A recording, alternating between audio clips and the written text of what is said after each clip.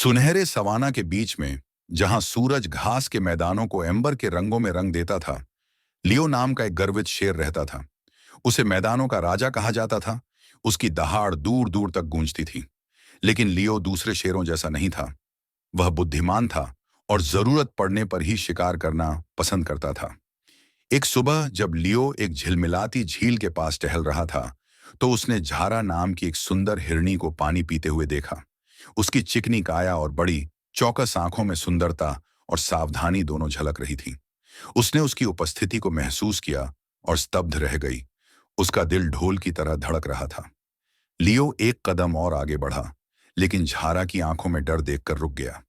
तुम इतनी डरी हुई क्यों हो? उसने अपनी गहरी गड़गड़ाती आवाज में पूछा। तुम सवाना के राजा हो, झारा ने जवाब दिया, और मैं तो एक हिरण हूं, तुम्हारा शिकार। लियो ने धीरे से ठहाका लगाया। मैं तब तक शिकार नहीं करता जब तक मुझे भूख न लगे, झारा, और अभी मैं भूखा नहीं हूं। तुम आराम कर सकते हो। हालांकि झिझकते हुए झारा ने उसकी बातों पर विश्वास किया।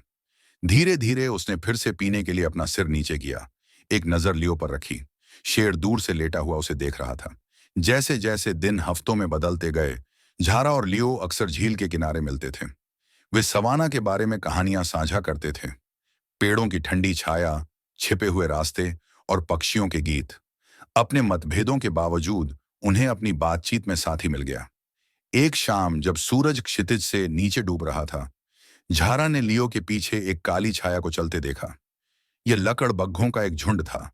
उनकी आंखें द्वेष से चमक रही थीं।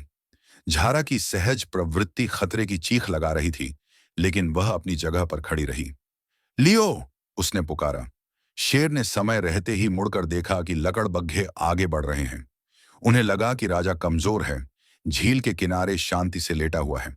लेकिन झारा भागी नहीं। इसके बजाय उसने अपने खुरों को पटकते हुए एक तेज आवाज निकाली, जिससे लकड़बग्घे चौंक गए। लियो अपने पैरों पर खड़ा हो गया। उसकी दहाड़ से जमीन हिल गई। लकड़बग्घों को एहसास हुआ कि उन्होंने शेर को कम आंका था, इसलिए वे रात में तितर बितर हो गए। तुमने मुझे बचाया, लियो ने कहा। उसकी आवाज कृतज्ञता से भरी हुई थी। और तुमने मुझे बचा लिया, झारा ने एक सौम्य मुस्कान के साथ जवाब दिया। उस दिन से उनका बंधन और भी मजबूत हो गया। शेर और हिरण एक अप्रत्याशित जोड़ी बन गए, जिसने सवाना को एक मूल्यवान सबक सिखाया कि सबसे भयंकर दुश्मन भी समझ और विश्वास के माध्यम से शांति पा सकते हैं।